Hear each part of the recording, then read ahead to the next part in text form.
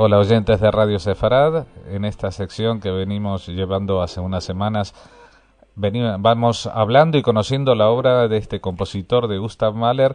Hoy nos acercaremos a él desde otra perspectiva, una perspectiva médica y psicológica de la salud, que tanto determinó los aspectos creativos de él. Y para ello tenemos al teléfono desde Chile al doctor Marcelo Miranda, neurólogo de la Clínica Los Condes de Santiago de Chile. Hola, doctor Miranda. Hola, buenas tardes acá en Santiago. Buenas noches, ya me imagino. Uh-huh. Bueno, nosotros lo hemos ubicado a través de un artículo que he visto que había publicado y que aparecía en internet, hablando de la salud de Gustav Mahler, entre otras dolencias que se conocen. Es que sufría de fiebre reumática, que desarrolló una corea de Sydenham, que era obsesivo compulsivo y que finalmente murió por un problema del corazón. Vamos a hablar de todo ello, si no le importa, empiece por donde usted quiera. No. Bueno, la verdad es que hay antecedentes de que sufría de amigdalitis a repetición,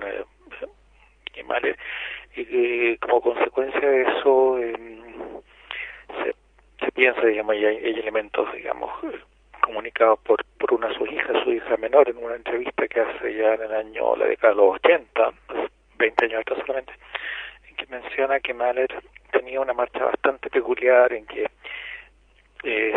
tenía movimientos involuntarios en una pierna, uh-huh, y tenía como fenómenos, unos que se llaman tics complejos, de devolverse, de hacer unos movimientos extraños al caminar, que él no los podía evitar, o si se concentraba eventualmente podía evitarlo.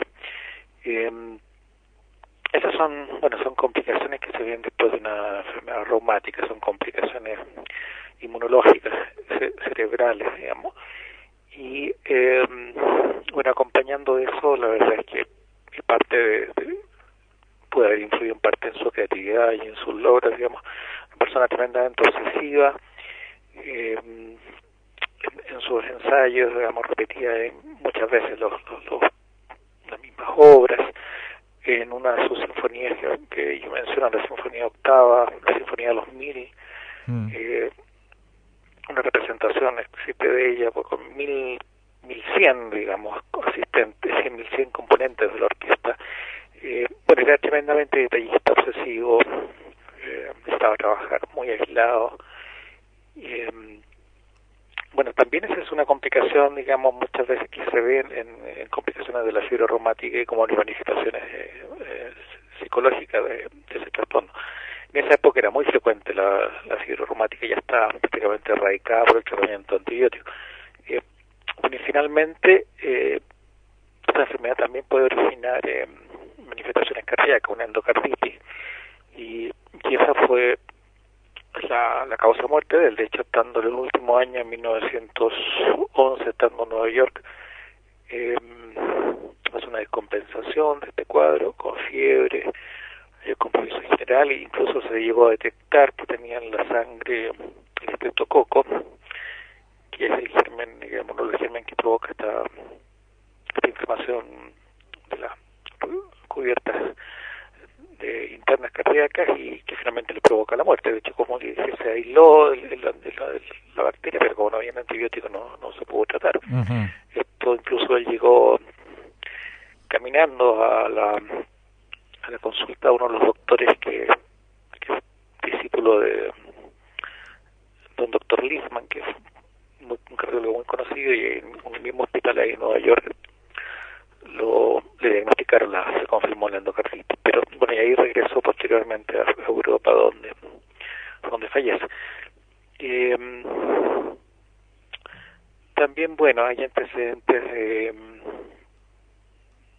que toda esta manifestación y la difusión conyugal que tuvo con su esposa, Alma Mahler, a raíz de una infidelidad que él uh-huh, descubre con Walter Gropius, un conocido arquitecto y artista.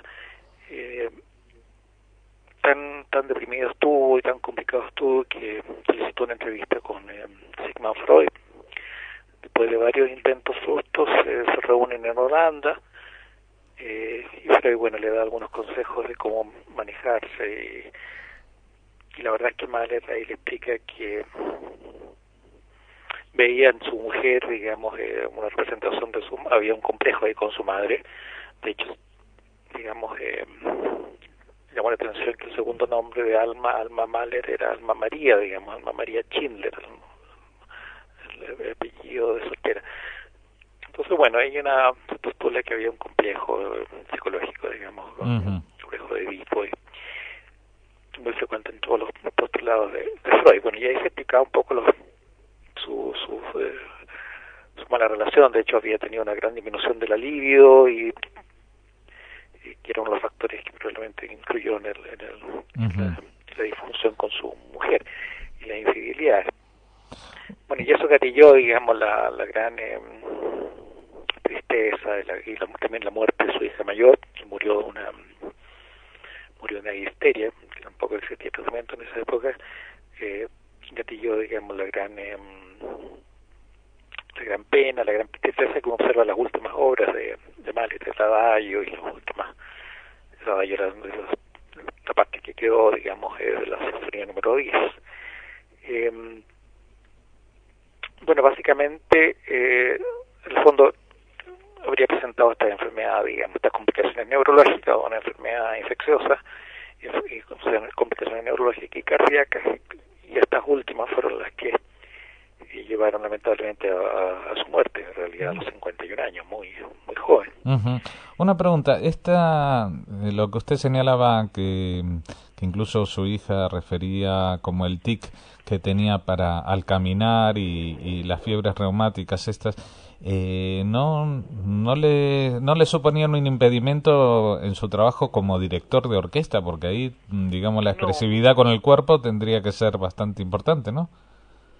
Claro, no, de hecho, bueno, los tics, una característica del tic, este movimiento involuntario que es tan frecuente en la población, es que se puede controlar transitoriamente en forma voluntaria, digamos. Es un movimiento semi-involuntario, es decir, de alguna manera existe control de la voluntad. Y no era tan invalidante para Mahler en absoluto, aparentemente. Así que es una manifestación motora de también otras manifestaciones psicológicas de las complicaciones de la fiebre reumática, enfermedad reumática. Ahora, como dijimos, Mahler murió en 1911, estaba bastante cerca del descubrimiento de la penicilina, ¿no? Que lo hubiera salvado de la muerte. Claro, por supuesto, la penicilina fue, bueno, por un par de décadas posterior, pero la verdad es que, claro, por supuesto habría sido un tratamiento eficaz de su complicación, digamos. Igual, por ejemplo, que sabemos que todas esas décadas y antes del siglo XIX la neurosífilis, la sífilis fue una enfermedad que diezmó gran parte de la población y grandes intelectuales. Perfectamente todos ellos habrían probablemente sanados y tratados precozmente con penicilina. No fue así el caso, si realmente el avance de la medicina todavía no había conseguido estos grandes logros. La documentación para conocer estos detalles de la historia clínica de un personaje que nació hace 150 años, ¿cómo se hace eso? Porque no es una tarea tan simple ni se puede hacer con todos los objetos de estudio. O sea, me imagino que en el caso de Mahler, porque era un personaje importante, ¿no? Claro, bueno, la verdad es que, existen algunos unas búsquedas online, que existe una biblioteca médica que se llama PubMed. Bueno, si uno busca ahí, digamos, las enfermedades de Gustav Mahler, puede encontrar algunas revistas de medicina. Una revista, en parte me basé en un artículo de la revista Movement Disorders del año 2006. Existen la biografía de Alma Mahler sobre Mahler, que está publicada en el año 68. Existe una revista, un libro conocido publicado en España, El Mundo de Mahler, por N. Lebrecht, en el año 2000, y otras revistas como de análisis psicosomático y psicoanalítico, de estudios psicoanalíticos, en que está dedicado un número a Mahler. en el año 2000. En general también en literatura psicoanalítica y psicoanálisis uno podría encontrar referencia un poco a la psicopatología que pudo haber tenido Mahler, digamos. No hay grandes referencias médicas, la verdad es que cuesta encontrar, pero se menciona, digamos, en estas revistas de circulación médica, divulgación médica, y en las biografías principales de Mahler aparecen algunos aspectos. Aquí en el artículo suyo había un término que a mí confieso que no conozco de nada, que es una Corea de Sydenham.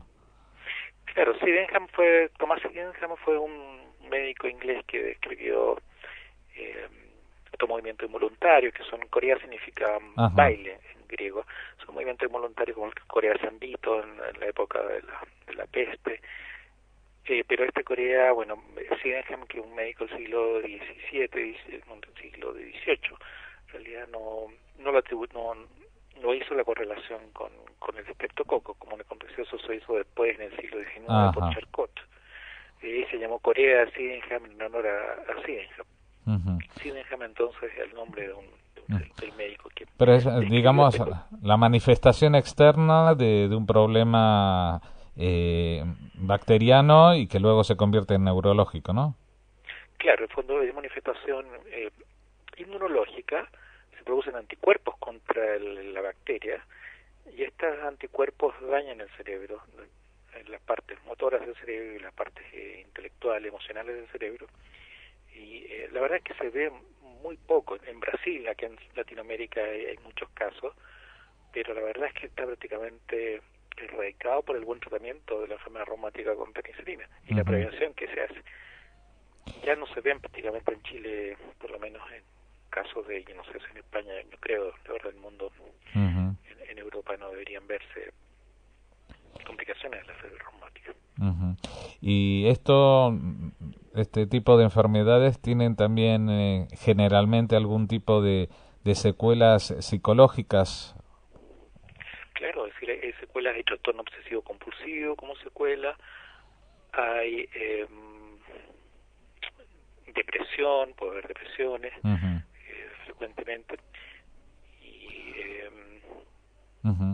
o sea fundamentalmente es la obsesión, la manifestación obsesiva, digamos. Y que en el caso de Mahler, bueno, la canalizó hacia un perfeccionismo profesional. En otros casos puede ser algo que imposibilite, ¿no? O inhabilite al individuo. Es un genio innato, digamos. Digamos, no es que haya contribuido determinantemente, pero porque fue un factor que... Pero moldeó el carácter del genio, quizás, claro, ¿no? que de alguna manera moldea el carácter en forma positiva, digamos. Digamos, hay muchos grandes genios que digamos, probablemente la obsesividad de su carácter puede digamos, aumentar la capacidad creativa. Pero él es un niño, prácticamente de niño, a los 5 años, ya interpretaba piano, las primeras composiciones. Digamos, si bien en esa época ya manifestaba manifestaciones tenía fenómenos de amigdalitis, digamos, probablemente las complicaciones se desarrollan después, en la adolescencia, ya.